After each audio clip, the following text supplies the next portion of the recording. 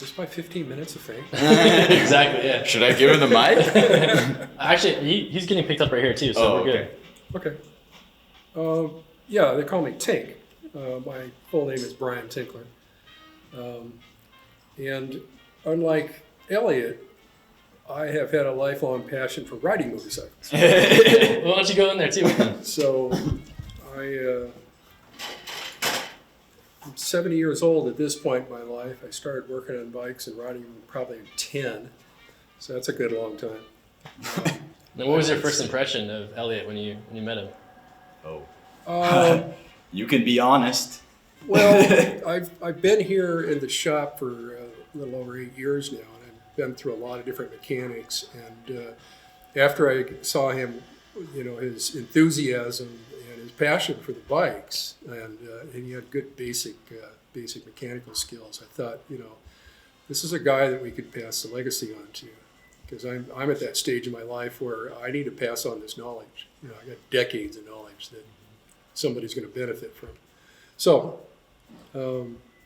as far as my story, like I said, I've been riding motorcycles most of my adult life, and I probably have somewhere between 800,000 and 1 million miles on a motorcycle. Yeah, beautiful, yeah. So, I commuted for 40 years in LA traffic, so, you call me a daredevil, I guess. Tink's from Seattle, so he was, back in the day, he'd take his Triumph and early Sportster from down here up to Seattle, sometimes in a straight shot through the weather and all that. Yeah, I learned to ride straight in Seattle, and if you didn't ride in the rain, you didn't ride. So Yeah. came with the territory. Yeah. As far as mechanics concerned, I've always been mechanically inclined. Started out in a gas station and went to some general garages. And the first part of my working career, I was an auto mechanic at various car dealers, mostly Toyota and Datsuns, which are Nissan now. So I did that for several years, and then I ended up at a corporate job for 30 years and sat behind a desk and did Excel sheets and things like that. But it paid well and paid off my mortgage, and so I'm happy about that. But this called you back. So yeah, when I retired, and I've been retired 10 years now, when I retired, I was always looking for something to do because I'm always been active. I had a couple other jobs. I worked for a motorcycle rental company for a while. I worked for a program for Virginia Tech in conjunction with the National Highway Traffic Safety Administration, where we were putting data boxes on bikes. And so I did that for almost a year. And then I knew John, the previous owner, was here with the shop. And so I came by one day and said, I could probably help you. And I never left.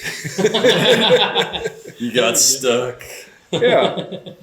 And along the way, I picked up things like I'm an FAA certified aircraft mechanic as well. Oh, cool. So I have my license for aircraft repair, and a few other skills along the way, but mostly motorcycles. So what tips would you, like, being somebody that, I guess, it seems like you never stop learning, what would be some advice you give to somebody that's like, in our situation, or younger? That's well, probably the things that I told Elliot were, he's already got a passion for it, so he's curious. The first thing about this is you have to be curious. When you look at something and you think that it looks wrong, investigate it, because it probably is. These bikes are 60, 70 years old, and there have been a lot of hands on these bikes. So be curious and follow your curiosity and do your research. Thanks to the internet, there's all kinds of information that you can gather, and you can spend hours researching things. When I get into a difficult problem, I go on the internet and, Norton transmissions, I didn't know anything about those when I started working on them.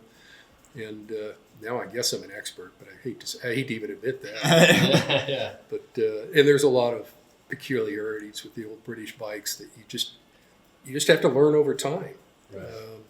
There's lots of things like this guy, for example, his tack drive.